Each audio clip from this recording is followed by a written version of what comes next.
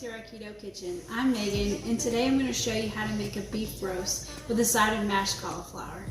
I like making this every single week because it's so easy for me. It's literally effortless. So I'm going to show you how to use the pressure cooker to do this, and you'll see how easy it is.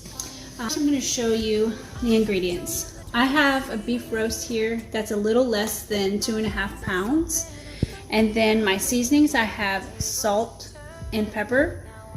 I'm also going to use Tex Joy steak seasoning, or you can use whatever kind of seasoning you like. You can use Tony's or whatever you feel you like. And also we're going to use ranch seasoning. You're going to need about 2 tablespoons or 1 packet of ranch seasoning. And last, we're going to need the banana peppers. You're going to need a full jar of banana peppers. Okay, and whenever we go to make our gravy, you're going to need a packet of xanthan gum for the thickening. For the mashed cauliflower, I'm using 2 bags of frozen riced cauliflower, and also about 3 tablespoons of butter and salt and pepper. Our beef roast is seasoned. I went ahead and put all those seasonings that I showed you earlier, and I just sprinkled them on there, and I just gave it a little rub on all sides. Okay, and so this is what it looks like now. I'm about to put it into our Instant Pot. I also preheated the Instant Pot by turning it on, and then I pressed sear. Okay, so now our pot should be nice and hot right now, and all we're going to do is we're going to sear the side, all the sides of the beef roast. Okay, so I'm going to just put this right down in there. We don't need any oil or anything like that. All we're doing is browning.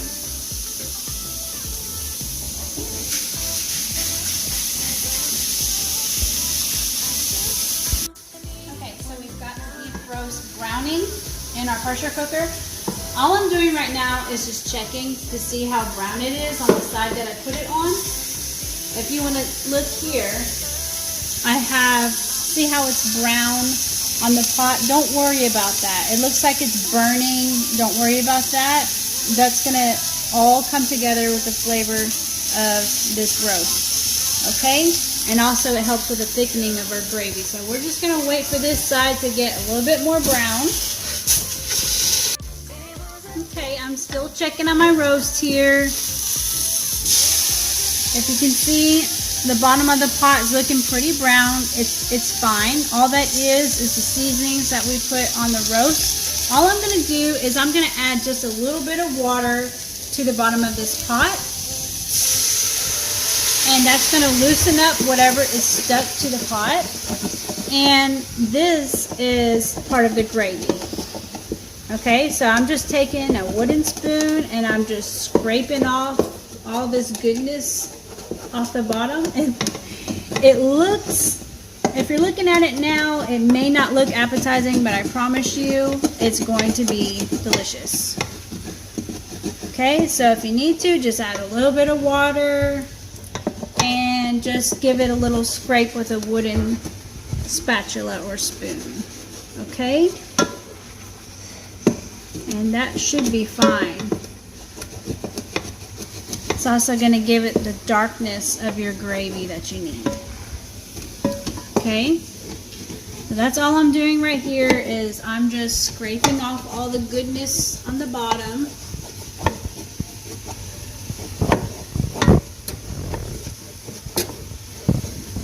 And that is the beginning of the gravy that we're going to be working on later.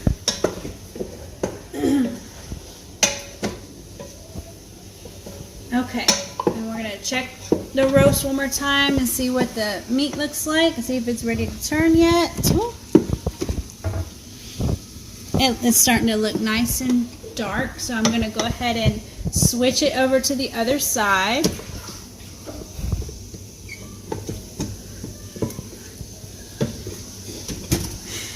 Alright, I'm just going to rinse it off a little bit, get all the goodies off. And let it heat back up because it lost a little bit of heat when we put that water in there. pressure cooker has heated up. We've got a nice boil going on here, so we know it's nice and hot. And that side has been sitting. It's starting to brown. It's looking pretty good. We're just going to let it continue to brown. And the next thing we're going to do is just like that. There. When I first tried this recipe, I was really skeptical about it because I really couldn't fathom the thought of banana peppers on my beef roast, because I've always just had it with gravy and rice. So I've never had it with the banana peppers, but I tried it as a friend gave me this recipe, and it just it's so good. I can't go back now. So I had to try to make this keto friendly so that we can have it, and now we eat it every single week. We have to have it at least once a week because it's just so easy. It's good, and you can't go wrong with it. Okay, so now we've got all our banana peppers in there. I've got my ranch seasoning. Everything's nice and hot. So I'm going to add a little bit more water in here. I'm really bad at measuring water and things like that, so forgive me with that. But if you want to look here, you can see how much water I have here. All I want to do is I want to bring the water up a little bit higher to where it's almost halfway up the roast. So I'm just going to add a little bit more water, maybe another cup or two. Maybe just a cup. That's probably all I'll do. Yes, that looks good. Okay. So I'm really, like I said, I'm really bad at measuring. I never did measure it. Maybe next time I do this, I'll try to measure it for you guys.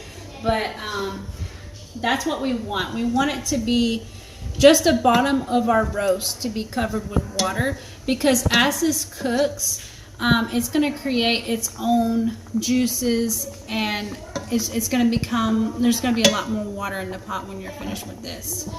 Okay, so now this is ready to pressure cook. What I'm going to do is I'm going to put the lid on, and I keep calling this a, I can't even think of the word now. I've been saying it all this time, but I keep calling it an Instant Pot, and really this is a Ninja pressure cooker. And the reason why I say that is because I've had an Instant Pot for a couple years before I got this. So anyway, this is our pressure cooker. Right now it's on sear, so I'm going to press stop, and I want to put it on pressure. And because my roast was a little over 2 pounds and it was still semi-frozen, I'm going to have to do it for about 90 minutes, so an hour and a half. Okay. Now, each pressure cooker comes with its own set of cooking times, so I would refer to that for whatever size roast that you have, and if it's fully thawed out, I would definitely refer to that. But that's what I'm going to have to do because of my roast being partially frozen. Okay, so I'm going to go ahead and do an hour and 30 minutes and start. Okay, so as you can see, that's pretty easy. All we're doing is we're seasoning our meat, we're searing it on both sides, and then we're adding our ranch seasoning and banana peppers and calling it done. So I will show you what that looks like when it's completely done. The roast is done cooking. I'm going to go ahead and release the steam and take it out and see what it looks like. All right. It's actually been sitting on warm for about 18 minutes already. So most of the pressure should be gone. So I'm going to go ahead and let it continue. Sometimes it's best for meat like this to go ahead and just let it naturally release instead of manually releasing the steam as it sits on warm, it will naturally release the steam that's in the pressure cooker, and that's actually better for the roast. But like I said, this has been sitting for about 18 minutes, so we can go ahead and just release whatever's left in there.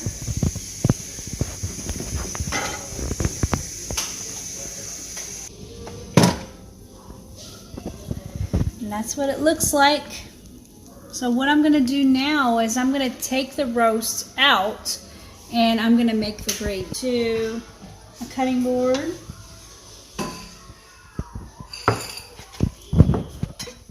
Okay, and now what I'm going to do is I'm going to let the meat rest before we cut it.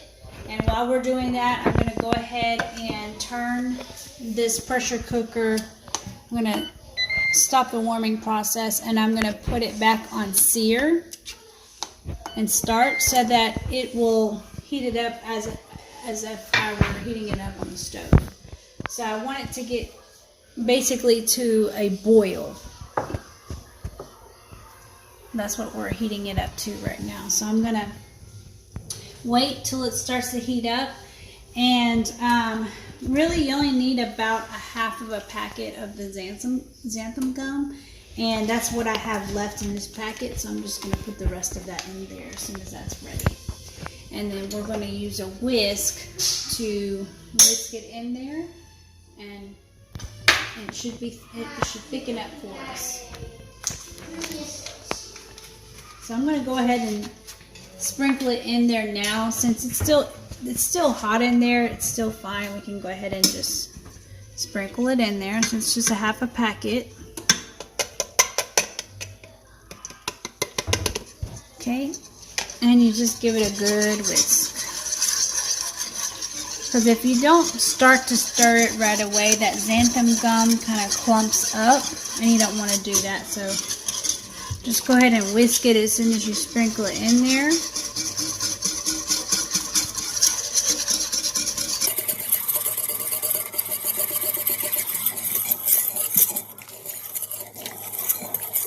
that's what I'm going to do. I'm just going to wait for it to come to a boil for us.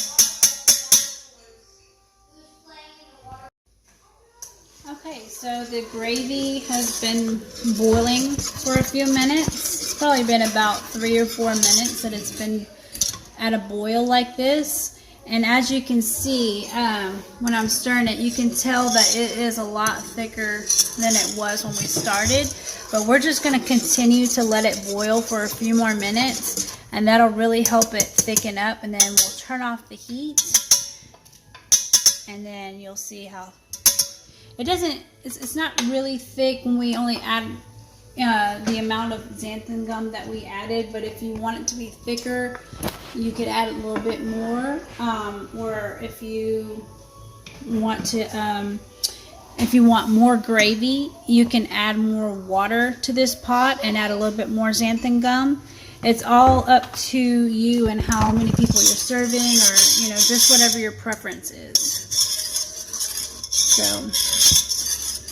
I'm just going to go ahead and let that boil a little bit longer, and while that's boiling, we can go ahead and cut into the meat, because the meat's also been resting for a little bit too.